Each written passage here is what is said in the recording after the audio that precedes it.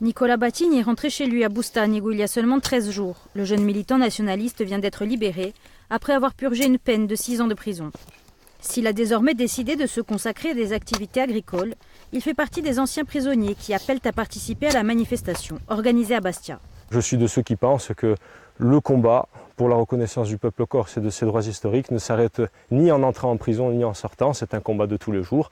Et personnellement, entre deux cultures dans mon jardin, je serai de ceux qui descendront manifester aux côtés de Padriotti ce samedi. Actif depuis 1 an, le collectif Padriotti regroupe plusieurs structures et 110 anciens prisonniers politiques. Au départ créé pour protester contre l'inscription de ces derniers au fichier des auteurs d'infractions terroristes, le fameux FIGET, le collectif a ensuite étendu ses revendications. Aujourd'hui, il se veut une structure apolitique, rassemblant les militants au-delà des différents partis nationalistes. Nous avons décidé pour la première fois dans l'histoire du nationalisme corse de se réunir entre anciens prisonniers politiques pour s'organiser et pour défendre nos intérêts, pour se défendre contre les attaques de l'État français qui continuent. Malgré les libérations, après les libérations, ces attaques continuent. L'union sacrée n'est pas aussi évidente que Jean-Philippe Antolini veut bien le dire.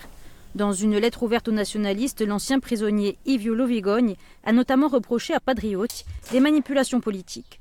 La coalition Peagorsiga et la Socio Solidarita ont pour leur part attendu la dernière minute pour se rallier à l'appel à manifester du collectif. Pour autant, les organisateurs s'affairent et répètent leur mot d'ordre « Stop à la répression ». Il y a des procès qui sont en cours, de nombreuses procédures judiciaires à répétition. Il y a l'inscription à l'infâme fichier FIGET, qui est normalement destiné aux islamistes radicaux. Nous n'avons rien à voir avec eux.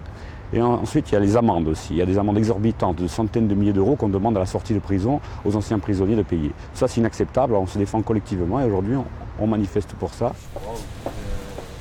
Autre réclamation, la libération des 10 prisonniers politiques toujours incarcérés, dont les 3 membres du commando Irignac.